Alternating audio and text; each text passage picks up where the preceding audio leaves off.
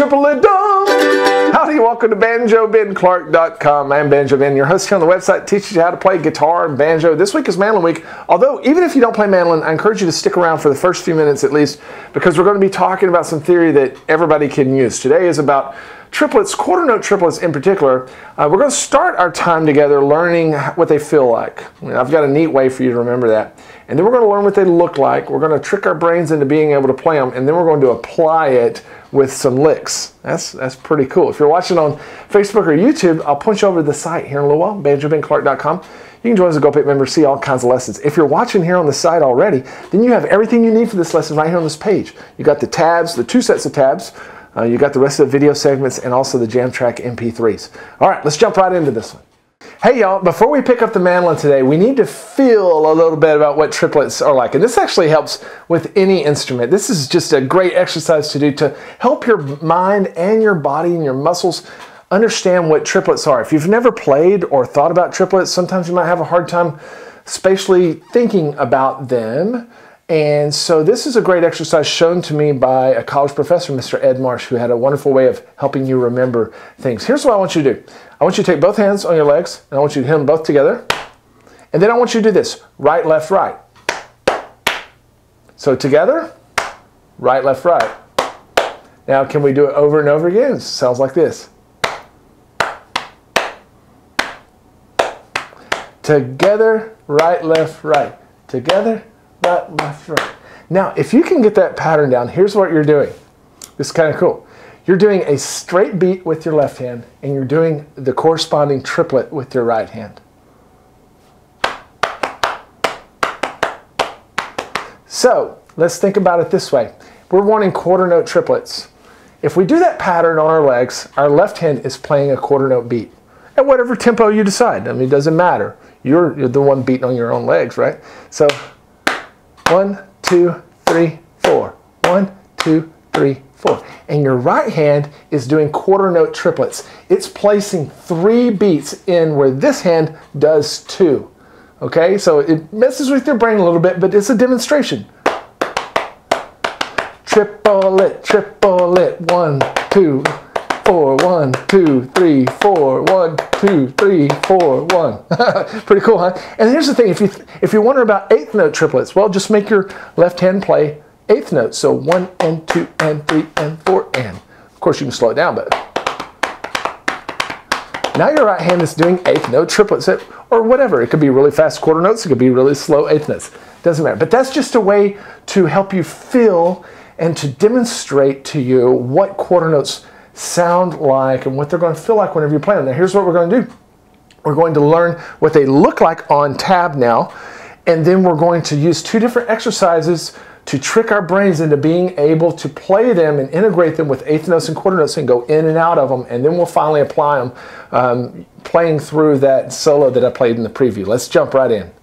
Hey, now that we know what quarter note triplets feel like, now let's find out what they look like. We'll go ahead and throw up the first line of tab, and I have 4 measures for you here with 4 different kinds of notes so that we can see them in relation to each other. So the first measure has quarter notes. Of course, those get 1 beat apiece. 1, 2, 3, 4. And if we double that speed, if we play the notes twice as fast but keep the tempo the same, we end up with 8th notes. It takes 2 8th notes to make 1 quarter note, right? So in measure 2, we're going to get 1 and 2 and 3 and 4 and. And then I want you to think about triplets kind of in maybe a different way than what you've thought about them before. So in measure 3, we're going to look at 8th note triplets. Okay, so these are 3 8th notes that fit in where 2 8th notes would fit in measure 2. So we're going to play 3 notes per beat. It would sound like this. Triplet, triplet, 3, 4, 1, 2, 3, 4. And just as 8th notes are twice as fast as quarter notes, 8th note triplets are twice as fast as quarter note triplets. What that means is that if you took every other one of these 8th note triplets and deleted them, then you would end up with measure 4, which are quarter note triplets. That's kind of cool, huh? All right, so if you think about it in terms of pick strokes, let's say we play measure 3 with down, up, down, up, down, up, just true alternate picking. Down, up, down, up, down, up, down, up, down, up, down, up. If you simply remove all of the up strokes, you are then left with quarter note triplets. Okay, now the trick is to be able to hear these rhythms in your mind's eye and to be able to play them at will whenever we're getting ready to play our solo. So let's do a little practice with that. Play along with me. I'm going to start a metronome here. Let's go to 80 beats per minute, just so you know how fast we're going if you want to practice this later. And I'm going to just play through this line, and one click equals one beat. Here we go. 1, 2, ready, go. Now eighth notes, eighth triplets, quarter triplets. Again, 1, 2, 3, 4, 1 and 2 and 3 and 4 and triplet, triplet, triplet, triplet, quarter triplets. Yeah. All right. So it's good to practice that and get that feel for those quarter note triplets as it relates to quarter notes, eighth notes, and eighth note triplets. And I even have a better way for us to do that, because we're going to apply this type of learning to a scale exercise. Let's take a look at that now. So this is just a regular 2-octave G major scale. And we're going to come back down. But what we're going to do is we're going to integrate some some quarter note triplets in there with our eighth notes. And this is just to make our brain have to play these back to back, integrate them into our regular eighth notes, because that's where we're going to use them.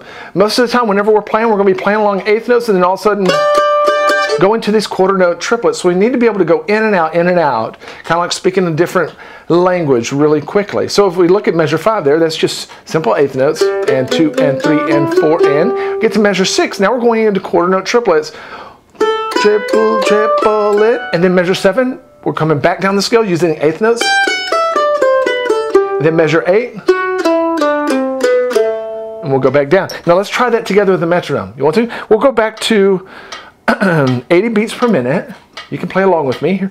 And then once we learn all this, we're tricking our brain into learning how to play this. And then we'll start applying them to those licks that we saw in the preview. Here we go. 1, 2, and 3, and ready, go.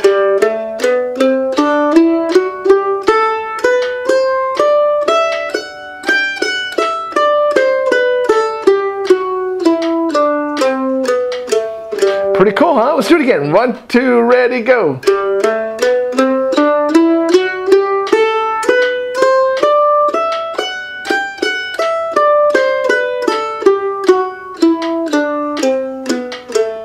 Great. Now, as we look at measure 9, I'll just give you a measure of